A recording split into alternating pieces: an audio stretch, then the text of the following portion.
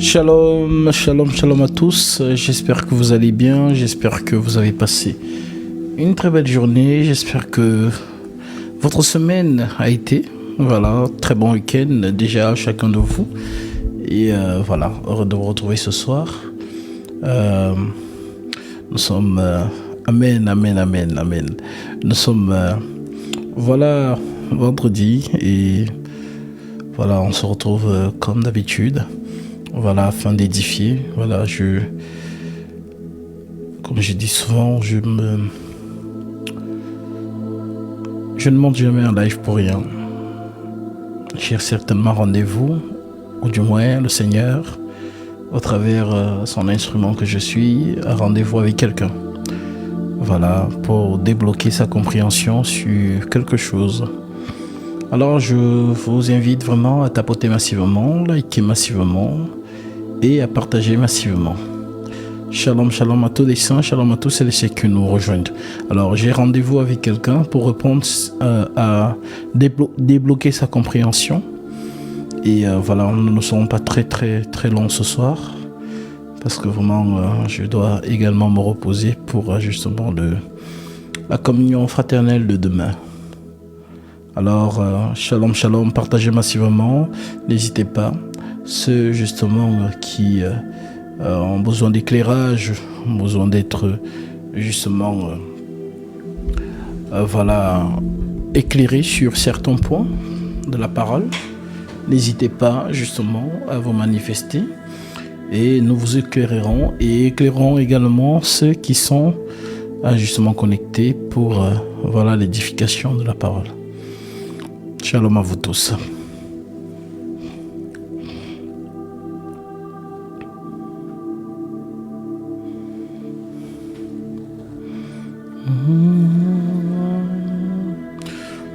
Shalom, shalom à toutes les saintes, shalom à tous les saints, shalom à tous celles et ceux qui nous rejoignent, shalom à vous tous. Partagez massivement. Partagez massivement.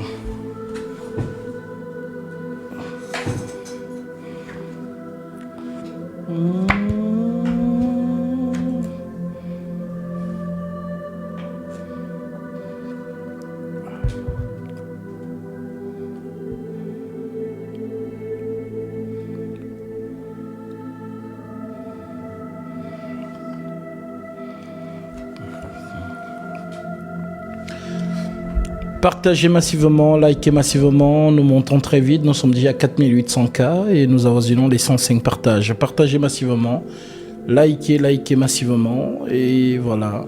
N'hésitez pas également si vous avez des questions, voilà. Partagez.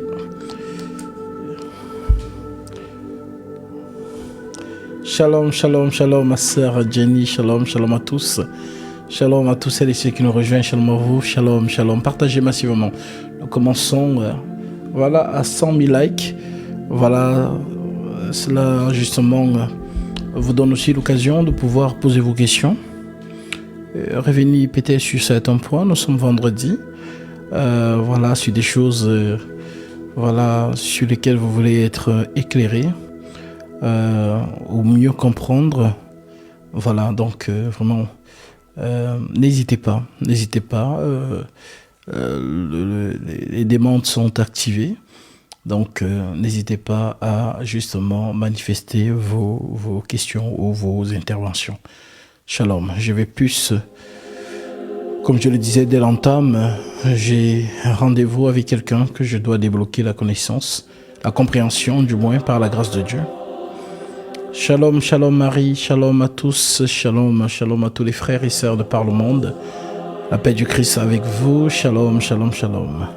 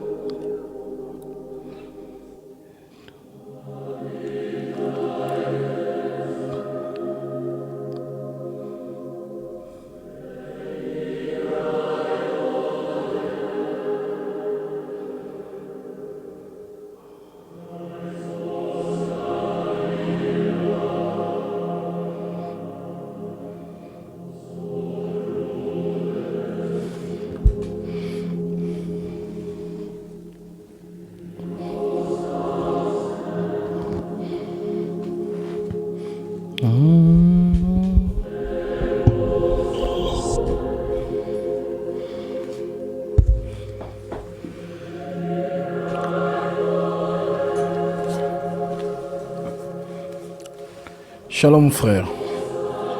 Shalom, shalom mon frère, shalom, shalom. Shalom. Comment vas-tu? Ça va mon frère, ça va et toi? Ça va très bien par la grâce de Dieu. Amen mon frère. Alors permets-moi de répondre d'abord à quelqu'un qui veut se faire remarquer. Bron de la Yoima. Je suis désolé pour toi, mais ton week-end sera ennuyeux. Voilà, donc ton chocolat, je pense que tu sais aussi où il se trouve, éteint comme jamais. Donc si tu cherches de l'adrénaline, ça ne serait pas ici. Donc nous te souhaitons un très bon week-end. Donc vous pouvez bloquer cette personne qui cherche en fait de l'adrénaline pour animer son week-end. Voilà, donc malheureusement pour toi, ici, ce sont les enfants de Dieu qui veulent écouter la parole. Voilà, tout simplement. Oui, mon frère, nous t'écoutons. Alors, mon frère, j'aurais deux questions. Oui. La première question concerne les plaies. Tu te souviens des plaies de Moïse lorsqu'il part avec le roi d'Égypte?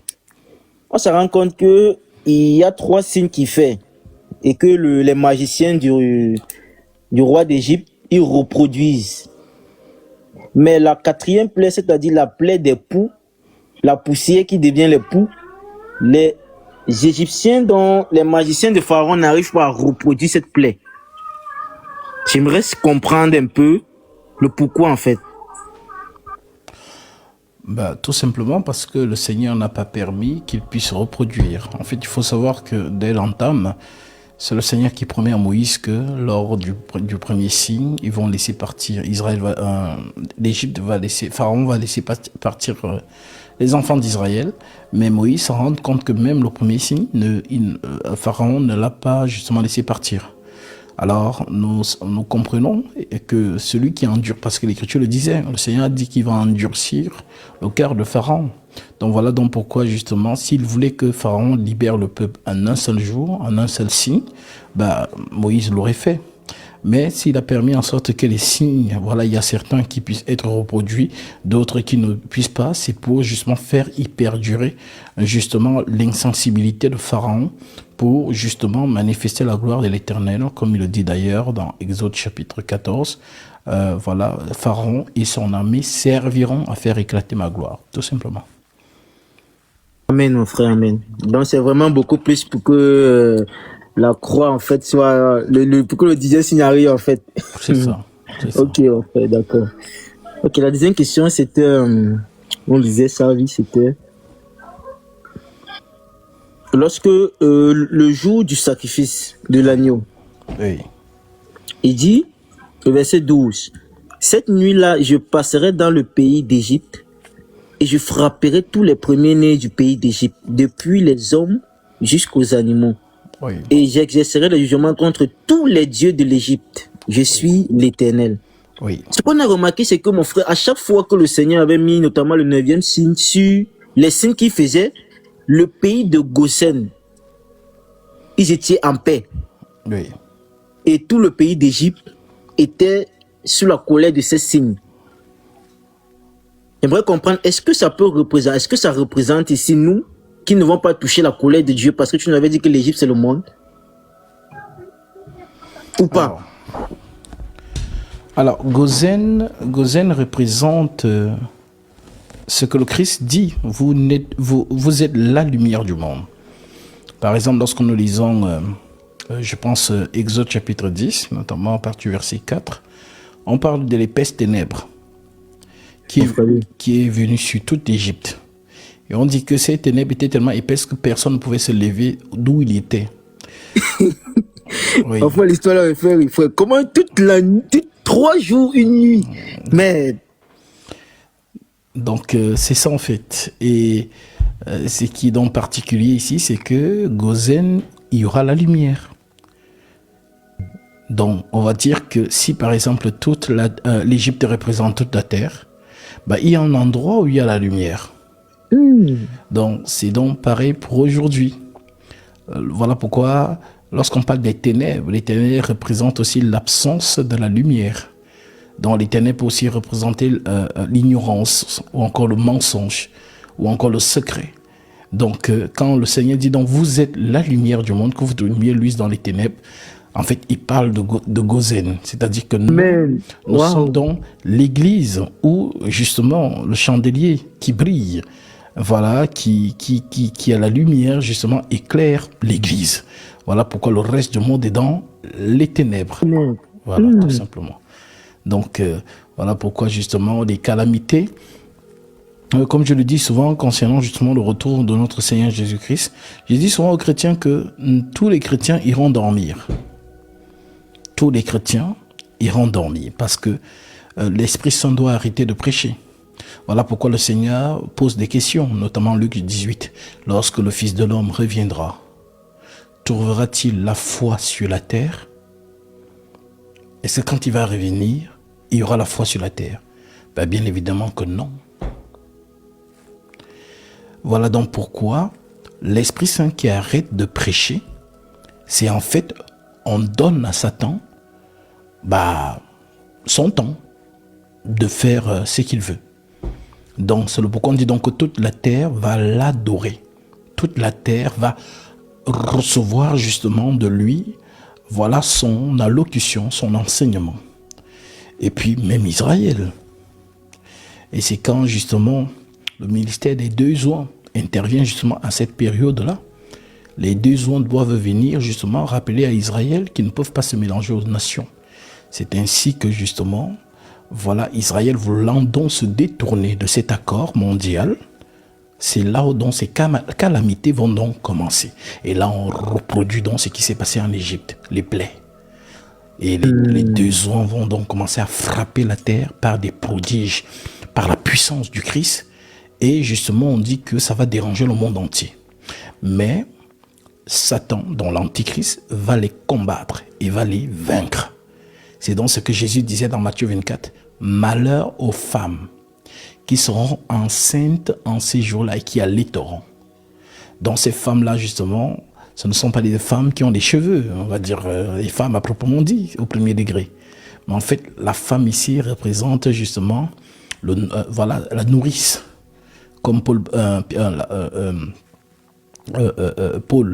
l'a dit, mes enfants, pour qui je souffre de nouveau les douleurs de l'enfantement, jusqu'à ce que Christ soit formé en vous.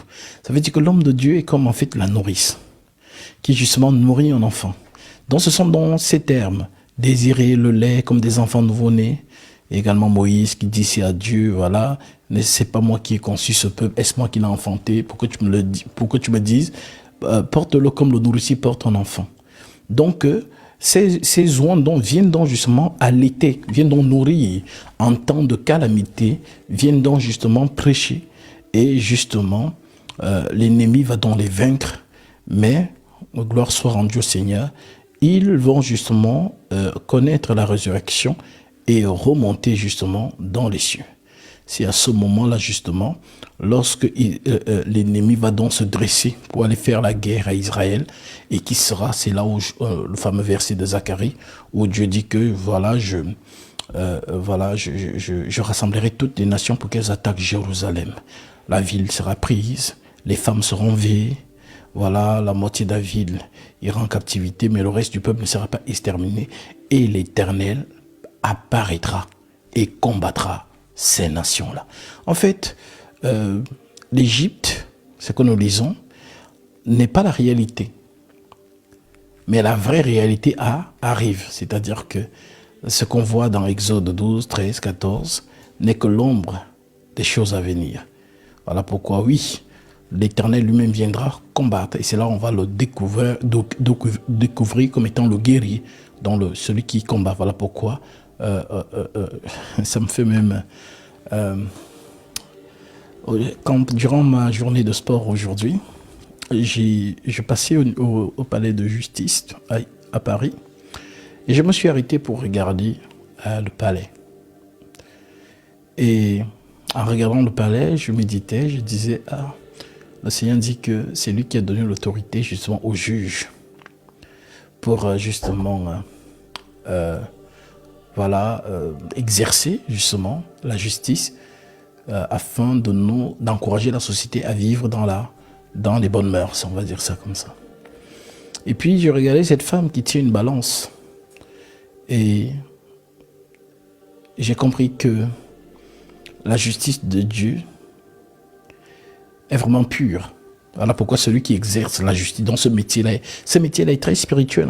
Peut-être beaucoup de gens ne comprennent pas. Parfois, je ne sais pas si ce sont les gens qui dorment bien, les juges, les procureurs et tout ça. Je ne sais pas s'ils dorment vraiment bien. Parce que justement, l'innocence d'une personne a de la valeur devant Dieu. Donc faire condamner un innocent, c'est terrible. Voilà donc pourquoi malheur à ceux qui prennent les pots de vin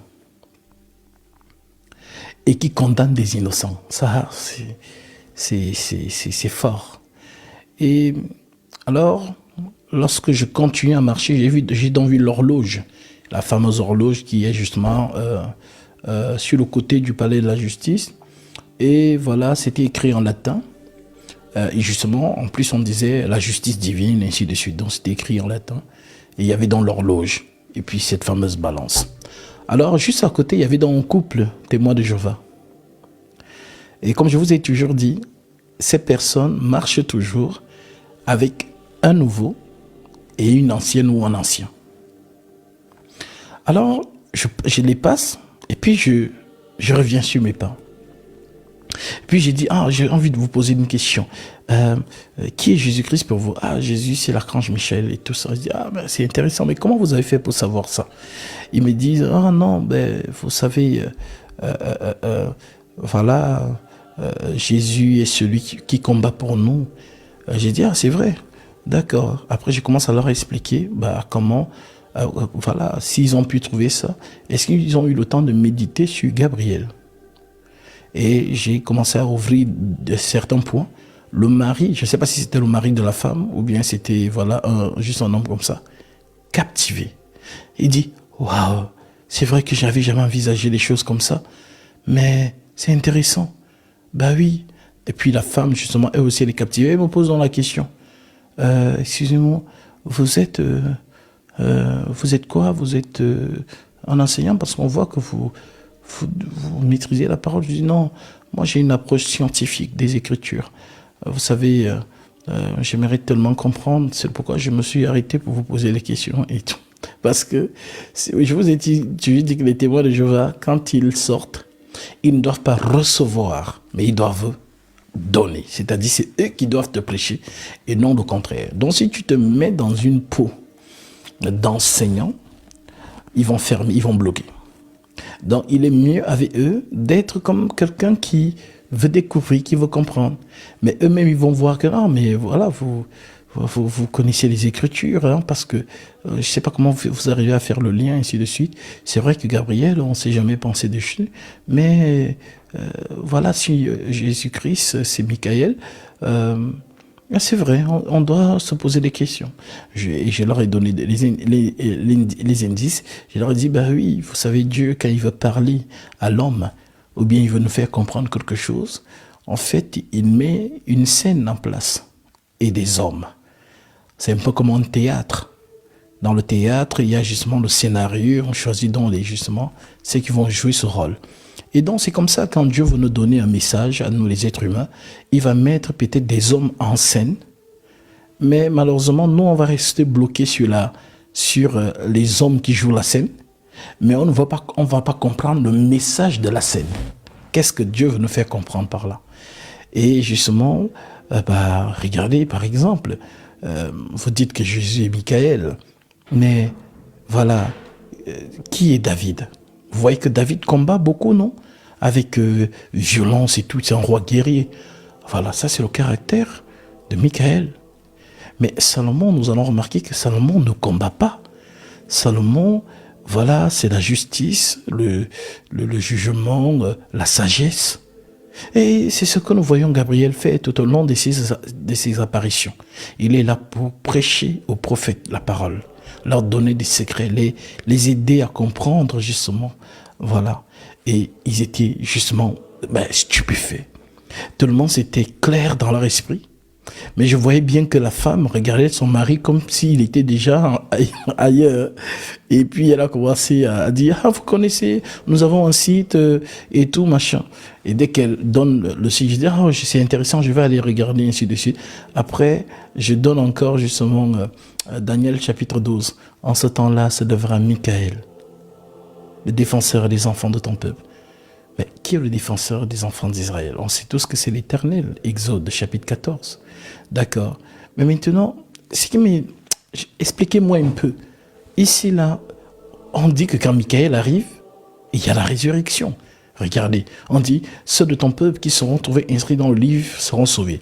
Plusieurs de ceux qui dorment dans la poussière de la terre se réveilleront.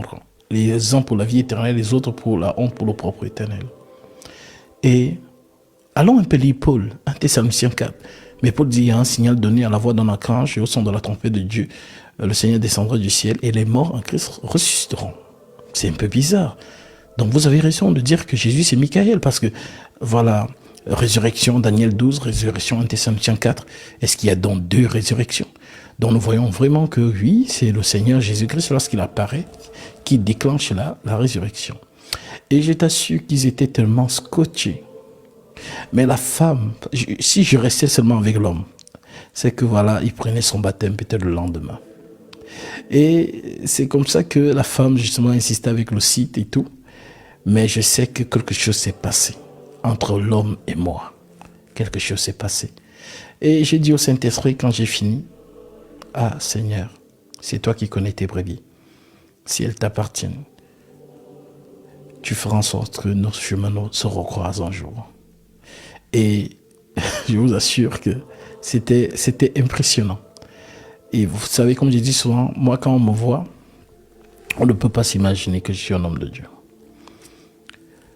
Quand je fais mon sport, ou bien quand je suis même habillé, personne ne peut s'imaginer que je suis un homme. Mais si je m'arrête et que je parle avec toi 2 secondes, tu seras comme... la question qui m'est souvent posée, mais vous êtes quoi?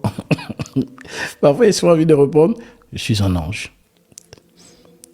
Mais j'ai dit, ah non, mais je suis voilà, un curieux qui veut lire la parole. J'ai une approche vraiment purement scientifique de la parole. Moi, je ne suis pas un peu trop... Donc, pour montrer que...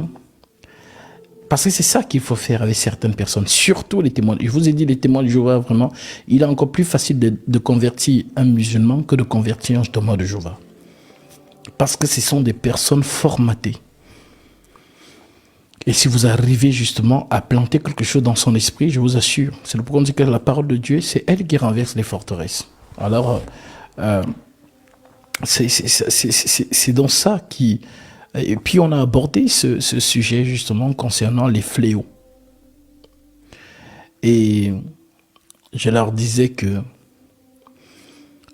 voilà, le Seigneur avait déjà tout prophétisé. Et je leur dis, un jour, dans notre société, ce n'est plus les, entre guillemets, pseudo-littéraires ou les historiens, mais ce sont les hommes dits de Dieu qu'on invitera dans les plateaux de télévision, comme au temps de Nabucodonosor. Donc, parce que l'humanité va s'en rendre compte que les choses que nous lisions, qu'ils négligeaient dans les Saintes Écritures, Daniel, Ézéchiel, Apocalypse, ainsi de suite, ces choses sont en train de prendre vie dans notre société. Alors, on va donc commencer à chercher les hommes de Dieu pour expliquer. Voilà comment ça va être. Et bien évidemment, il y aura ceux qui vont contrecarrer. Ah, la Bible n'existe pas. Voilà, Dieu n'existe pas. Non, nous sommes des. Voilà, la théorie de ceci, machin. Donc, pour dire que vraiment, mes frères et sœurs, la prophétie est en marche. Et elle va à son terme. Alors, toi, moi et tous les chrétiens de notre génération, tous ceux qui appartiennent à Jésus, vous allez aller tous dormir. Et l'Esprit Saint va arrêter de prêcher. Hébreux 4. Et Satan va donc se corporer et séduire l'humanité, y compris Israël. Mais le Seigneur, justement, apparaîtra pour sauver son peuple, comme c'est écrit dans Zacharie chapitre 14. Donc, le monde va connaître vraiment ce que Moïse et Élie, voilà, surtout Moïse a fait en Égypte. Le monde va connaître ça, dans la réalité, les fléaux, tout simplement. D'accord, mon frère, merci beaucoup. C'était mes deux questions, en fait. C'était, quand j'avais lu ça, j'avais vu directement Gossen, j'ai dit waouh! Donc, merci beaucoup. L'église, c'est Gossen, c'est Gossen. C'est dans l'église qu'il y a la lumière, parce que le chandelier, c'est la lumière. Je vous ai dit en hébreu, l'or, on dit aor, qui veut dire lumière. Et on dit cette chandelier d'or. Donc, le chandelier, c'est la lumière. Et c'est dans cette lumière que nous sommes, la lumière du Christ. Voilà pourquoi nous sommes lumière, tout simplement. Que Dieu te bénisse. Shalom, mon frère. Shalom.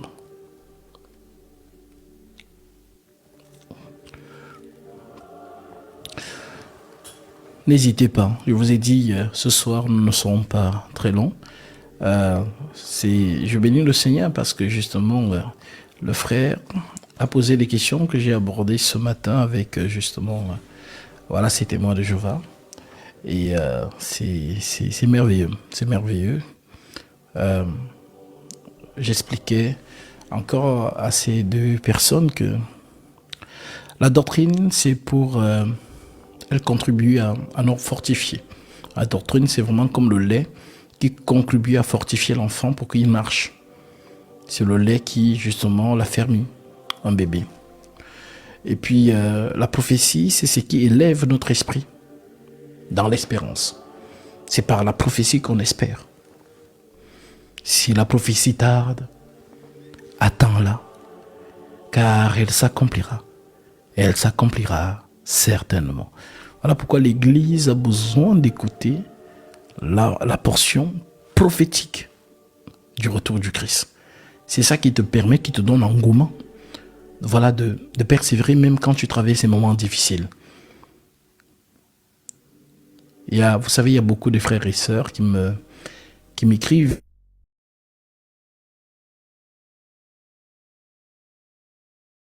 Une de ces... En parlant, c'est une de ces personnes qui appelle. Et comme je disais, plusieurs qui étaient au milieu de nous, qui sont un peu partis, voilà, est-ce que tu peux me faire intégrer le groupe? J'ai dit, non, je ne fais pas intégrer le groupe comme ça. Pourquoi vous êtes d'abord partis?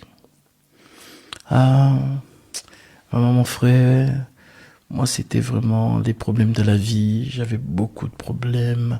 Vraiment, j'ai voulu prendre un peu, voilà, du temps pour moi-même parce que vraiment c'était dur. Alors j'ai dit à ces personnes, mais je vous ai toujours enseigné que c'est par les choses de la société que l'ennemi va vouloir nous faire un naufrage à la fois. Le travail, le manque d'argent, le manque de ceci, le manque de cela. Et si c'est par ces choses que vous vous refroidissez, pour vous éloigner de l'Église, mais ça veut dire que, voilà, l'ennemi aura toujours raison de vous. Parce qu'en fait, vous marchez avec le Seigneur quand tout va bien. En fait, c'est ça beaucoup de personnes. C'est-à-dire, c'est quand tout va bien que Jésus est bon. Mais quand on traverse la tribulation ou des moments difficiles, alors on se retire.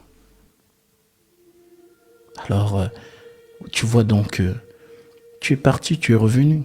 Après, qu'est-ce qui ne me dit pas que tu vas repartir quand ça sera encore difficile?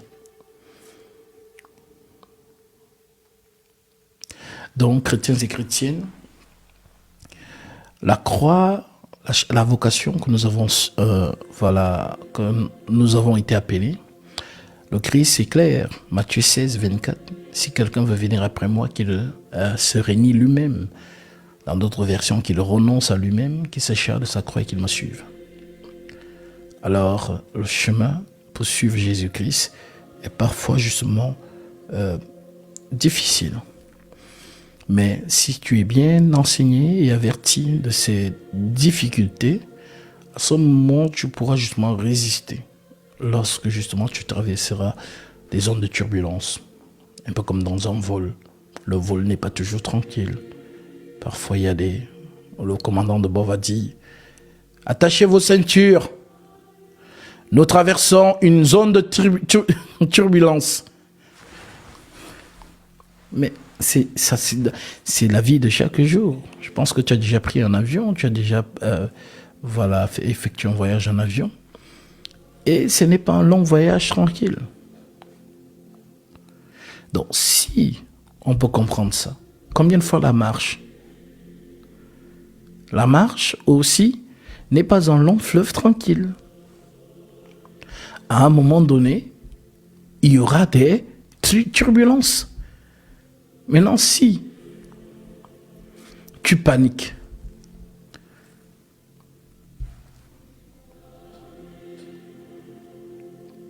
alors parfois on a juste besoin d'être fort et de résister, faire confiance au Seigneur et peut-être lui pourra permettre en sorte qu'après la pluie, c'est le beau temps. Et c'est un peu justement dommage pour certains chrétiens aujourd'hui qui, quand ils ont des problèmes, c'est là où moi j'ai jamais compris. Tu as des problèmes et tu t'éloignes de l'église.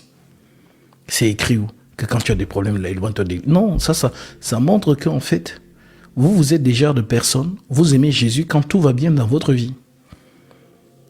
Quand vous avez l'argent, quand vous avez des bonnes choses, c'est là où justement Jésus est très bon pour vous. Mais quand vous traversez les moments difficiles, vous vous éloignez. Alors, que le Seigneur vous fortifie vraiment. Nous sommes là. Qu'il fasse beau, qu'il neige, qu'il pleuve. Nous sommes là. Parce que c'est jusqu'à la gare, c'est jusqu'à la fin. Que le Seigneur vous anime de cette force, de ce courage. Car, comme il a dit lui-même, celui qui persévérera jusqu'à la fin sera sauvé. La persévérance.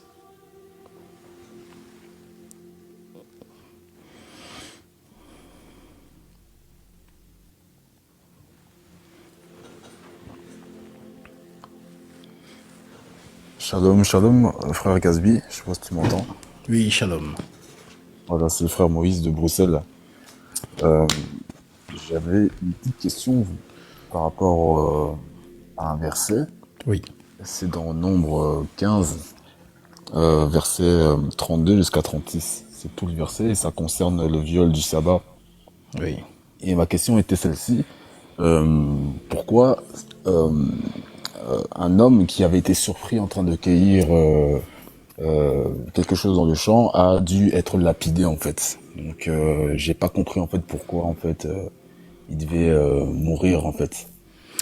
Parce que c'est l'ordonnance de l'Éternel. C'est-à-dire que le jour du sabbat, la loi est claire. On ne doit pas justement travailler. Et voilà pourquoi justement ce dernier a écopé cette justement mort, on peut dire.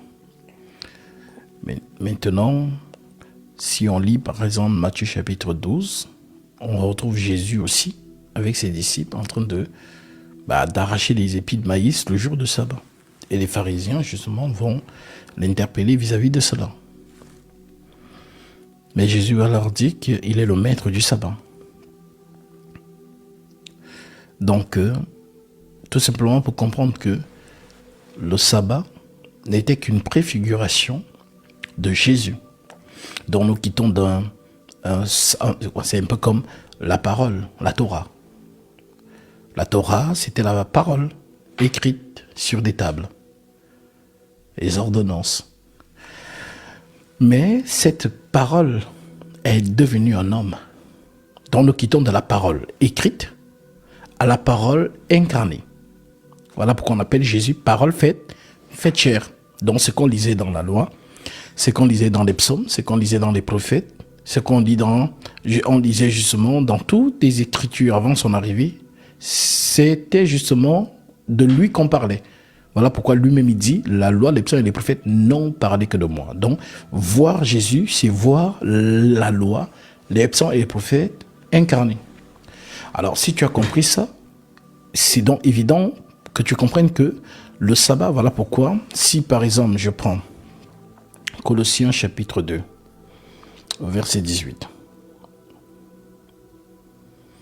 Colossiens 2, je prends même page verset 16.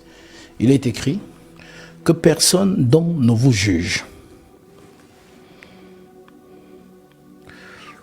Que personne donc ne vous juge au sujet du manger ou du boire, au sujet d'une fête, d'une nouvelle lune ou des sabbats. C'était l'ombre des choses à venir, mais le corps est en Christ. Donc tu vois que Paul l'a dit. C'est-à-dire nous quittons d'un sabbat pratiqué de manière journalière à un sabbat qui devient un homme. Voilà pourquoi il a donc affirmé que voilà, venez à moi, vous tous qui êtes fatigués et chargés, je vous donnerai du repos, je vous donnerai le sabbat. Tout simplement. Donc aujourd'hui, nous, donc chrétiens, nous ne sommes plus dans un sabbat journalier, nous sommes dans un sabbat spirituel, dans le sabbat de Christ, qui est donc justement la miséricorde. Voilà, tout simplement. Ok, merci. Mais juste pour rajouter, en fait, moi je voulais peut-être aller aussi peut-être du côté spirituel. Qu'est-ce que ça représente spirituellement, en tout cas dans le livre de Nombre. Oui. Je ne sais pas si tu comprends bien la question. Je comprends. Spirituellement, en fait. Ouais. Alors, qu'est-ce que le sabbat représente spirituellement? Ouais, c'est un peu ça. Je comprends pas. Enfin, j'ai compris tout ce que vous venez de dire. Ça, c'est ok. Oui. C'est vraiment le côté spirituel, en fait. Qu'est-ce qui se cache derrière tout ça, en fait, spirituellement? Derrière tout ça, en fait, c'est ça, en fait. La première fois qu'on va parler du sabbat, c'est dans quelle écriture, par exemple?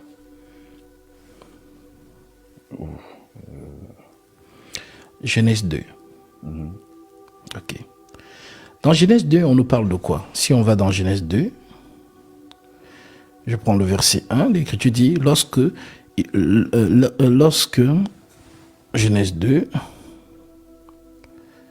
verset 1, ainsi furent achevés les cieux et la terre, et toute leur armée. Dieu acheva au 7e jour son œuvre qu'il avait faite. Et il se reposa au 7e jour de tout son œuvre qu'il avait faite. Dieu bénit le 7e jour et il le sanctifia, parce qu'en ce jour, il se reposa de tout son ouvrage qu'il avait créé en la faisant. En d'autres termes, Dieu crée. Mais la création de Dieu est sans vie. C'est un peu comme Adam, formé du limon de la terre, mais ce n'est que du limon. Il faut donc une action spirituelle pour que le limon devienne une âme vivante. C'est donc ça le souffle. Dieu souffla en l'homme et l'homme devint une âme vivante. En d'autres termes, le repos, donc quand on parle du repos, c'est pas vraiment un repos de sommeil ou quoi que ce soit, non. Le repos, en fait, c'est Dieu qui donne la vie. C'est donc ça le discours de Jésus. Venez à moi, vous tous qui êtes fatigués et chargés, et je vous donnerai du repos. Mais nous sommes fatigués et chargés de quoi? Du péché. Donc le repos dont Jésus nous appelle, c'est donc la vie. C'est-à-dire être dans la présence de Dieu où on ne travaille pas. L'homme ne travaille pas dans la présence de Dieu. Voilà donc pourquoi justement, la grâce, on parle de liberté. Mais la loi, c'est l'homme qui cherche à plaire à Dieu. La grâce, c'est Dieu justement qui fait tout pour l'homme.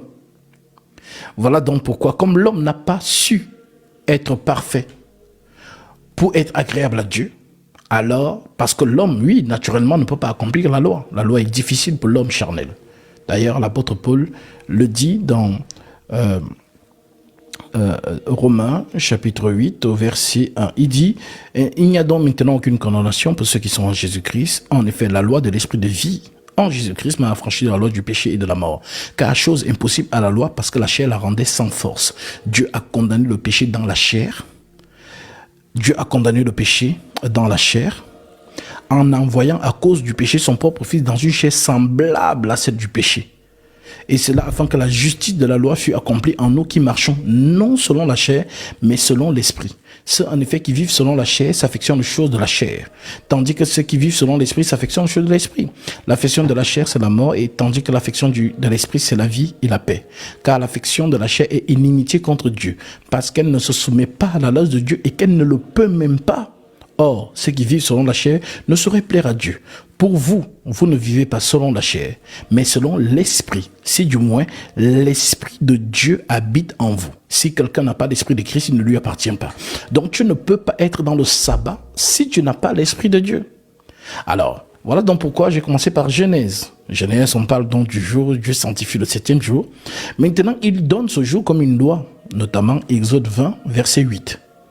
Et dans Exode 20, verset 8, Israël, justement, va donc se conformer à cela et c'est ce qui va toujours être pratiqué. Alors, justement, jusqu'à la venue du Christ, Jésus, donc, Matthieu 12, est clair. C'est-à-dire, Jésus nous amène donc dans ce qui est spirituel, ce que tu veux comprendre là. Matthieu chapitre 12, au verset justement 1, en ce temps-là, Jésus traversa des champs de blé un jour de sabbat. Ses disciples qui avaient faim se mirent à arracher des épis et à manger. Les pharisiens, voyant cela, lui dirent, « Voici, tes disciples font ce qu'il n'est pas permis de faire pendant le sabbat. » Mais Jésus leur répondit, « N'avez-vous pas lu ce que fit David lorsqu'il eut faim, lui et ceux qui étaient avec lui, comment il entra dans la maison de Dieu et mangea des pains de proposition qui ne lui étaient pas permis de manger, non plus qu'à ceux qui étaient avec lui, et qui étaient réservés aux sacrificateurs seuls. Ou n'avez-vous pas lu la loi, que les jours de sabbat, les sacrificateurs violent le sabbat sans s'en rendre coupables? » Qu'est-ce que Jésus essaie de nous dire? Jésus essaie de nous dire que le sacrificateur, c'est qui? C'est Dieu lui-même, en fait. Parce que c'est lui qui sert de médiation entre le peuple et Dieu. Voilà pourquoi Jésus doit incarner aussi les mêmes fonctions. Voilà pourquoi on l'appelle tu es souverain sacrificateur selon l'ordre de Melchisédek. Donc Dieu dans le service. D'ailleurs, c'est le pourquoi justement il dit le Fils de l'homme n'est pas venu pour être servi, mais pour servir. C'est le service. Ok. Maintenant, verset 6. Or, je vous le dis, il y a ici quelque chose plus grand que le temple. Et en Israël, rien n'est plus grand que le temple. Ce qui est plus grand que le temple, c'est Dieu lui-même. Alors Jésus dit aux pharisiens qu'il est plus grand que le temple. Si vous saviez ce qui signifie « je prends plaisir à la miséricorde et non au sacrifice », vous n'aurez pas condamné les innocents. Car le Fils de l'homme est le maître du sabbat. Alors s'il est donc le maître du sabbat, tu as donc compris ici que le sabbat en fait c'est la vie. Voilà donc pourquoi il appelle tout le monde, venez à moi. Je vous donnerai du repos. Alors c'est dans ce repos que l'apôtre Paul, par le Saint-Esprit, va donc nous éclaircir spirituellement. Lorsque nous venons dans Hébreux chapitre 4, au verset justement 1, l'Écriture dit « Craignons donc, tandis que la promesse d'entrer dans son repos subsiste encore, dont le temps du pardon est encore accessible. » Jésus pardonne encore les péchés. Mais Paul dit « Craignons. Craignons donc, tandis que la promesse d'entrer dans son repos, le sabbat, subsiste encore. » Parce que viendra un temps où cela ne sera plus possible. Ok? Verset 2. Car cette bonne nouvelle nous a été annoncée aussi bien qu'à eux. Mais la parole qui leur fut annoncée ne leur servit de rien parce qu'elle ne trouva pas de la foi chez ceux qui l'entendirent. Pour nous qui avons cru, nous entrons dans le repos. C'est ça le spirituel, ce que tu vas comprendre là. Entrer dans le repos, c'est entrer dans le pardon de Jésus-Christ, la vie. Parce que celui qui n'a pas le pardon du Christ est mort, quoique vivant. Voilà donc pourquoi il continue en disant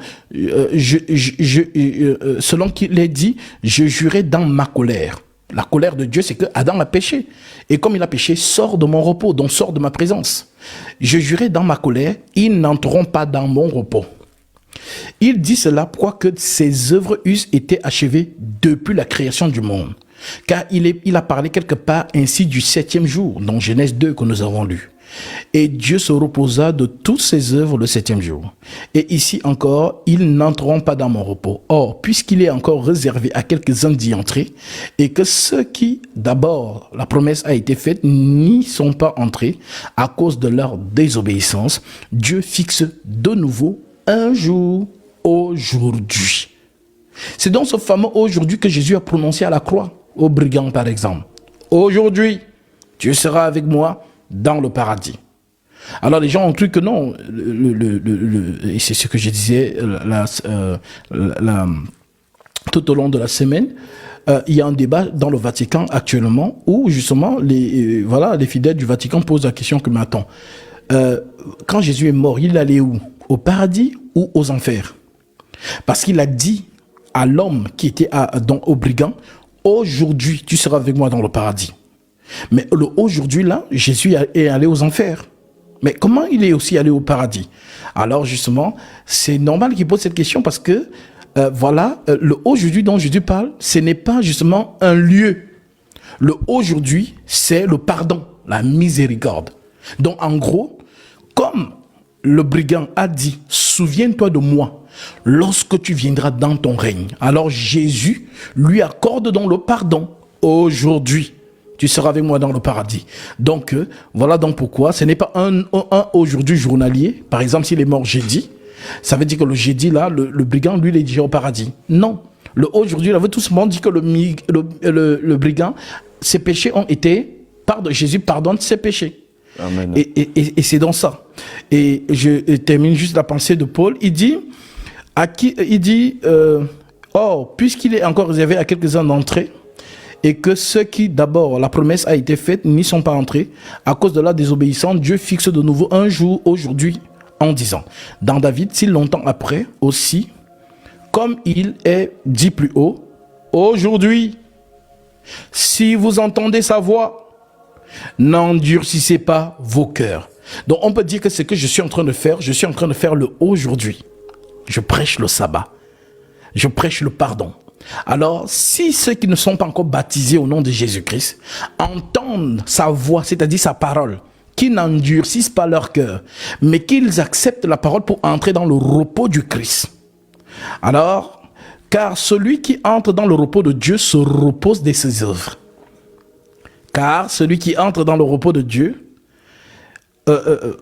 verset 8, car si Josué leur eût donné le repos, au lieu de dire, si Josué était entré avec eux à Canaan, ça veut dire qu'on est en train de nous faire comprendre que ils sont entrés dans Canaan, oui, mais le Canaan où ils sont entrés, ce n'est pas le Canaan où Dieu est l'architecte. Hébreux 11. On dit qu'Abraham a salué, les prophètes ont salué la cité sainte de loin. Voilà, et justement, c'est parce qu'ils avaient espérance qu'il y a une cité où Dieu lui-même est le constructeur. Donc voilà pourquoi Canaan n'est qu'une préfiguration de la vraie cité, voilà, sainte, qui est donc, voilà, la cité spirituelle. Alors on dit donc, car si Josué leur eût donné le repos, il ne parlerait pas après cela d'un autre jour. Il y a donc un repos de sabbat réservé au peuple de Dieu. Car celui qui entre dans le repos de Dieu se repose de ses œuvres, comme Dieu s'est reposé des siennes. Efforçons-nous donc d'entrer dans ce repos, afin que personne ne tombe en donnant le même exemple de désobéissance. Donc ne pas croire en Jésus, c'est ne pas entrer dans le repos. Croire en Jésus, c'est entrer dans le repos, tout simplement. Amen. Voilà. Tout est clair. Amen. C'était juste des préoccupations et là, je pense que c'est clair, vous avez confirmé. Que le Seigneur soit glorifié. Amen. Merci. Hein. Shalom à toi. Shalom.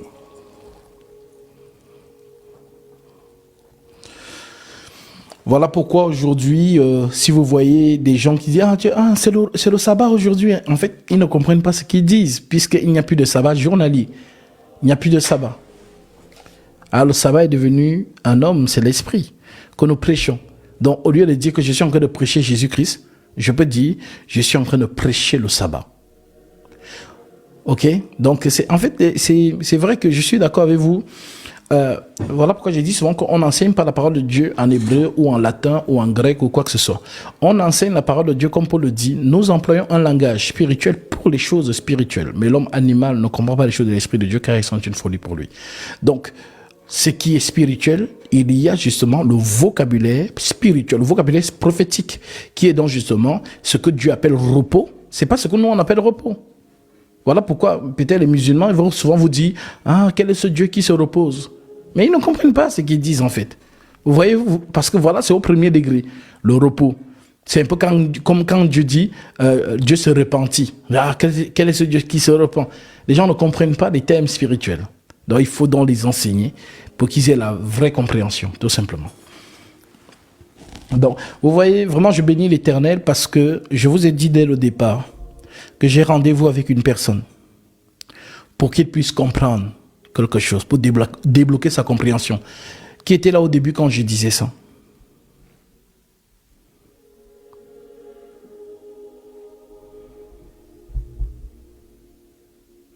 Voilà.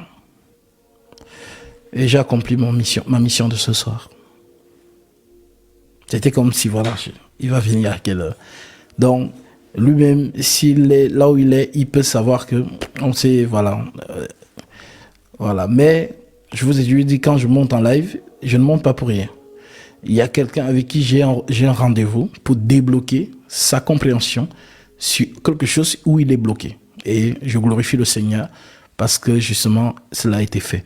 Donc, mon travail ce soir, justement, est terminé. Donc, je vais vous bénir. Je dois justement me reposer pour demain. Nous avons communion fraternelle. Hier, la prière m'a beaucoup épuisé. Donc, je suis vraiment fatigué. Donc, on va se retrouver. Voilà, je dois recharger les batteries pour demain. Voilà, donc, peut-être, voilà, je serai en live. Je vais lancer le live quand nous serons sur place. À partir de 11h, je vais lancer le live. Et voilà, donc j'espère que vous pourrez justement, vous qui êtes au loin, parce que c'est aussi pour vous que nous lançons ces lives-là. Voilà, lorsque nous sommes en communion fraternelle. Pour nos frères et sœurs qui sont au loin et qui n'ont pas peut-être la possibilité de communier en présentiel avec des frères qui sont peut-être dans la même ville. Nous avons des frères partout dans le monde entier. Et voilà, c'est pas évident quand un frère se retrouve seul dans un pays ou dans une ville ou quoi, éloigné. Donc, les lives aussi, voilà, les aident à pouvoir communier, à pouvoir vivre ces moments avec nous.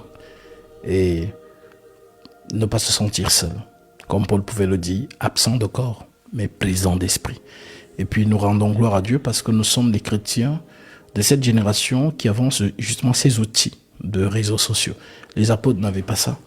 Donc, Voilà, et voilà, utilisons ces réseaux vraiment à bon escient, tout simplement. Que Dieu vous bénisse. Que Dieu bénisse également tous celles et ceux qui ont manifesté ces différentes offrandes. Vous avez été touchés par la parole et le Seigneur a disposé dans votre esprit de faire ces offrandes pour prendre vos bénédictions. Alors que le Seigneur Jésus-Christ vous bénisse et qu'il vous accorde selon sa fidélité. Au nom de Jésus-Christ. Tous celles et ceux qui ont des questions, notez-les. Peut-être si lorsque je serai en live, peut-être ce dimanche, voilà, vous pourrez poser vos questions ou alors lundi, tout simplement. Sur ces paroles, je vous bénis, je vous dis shalom.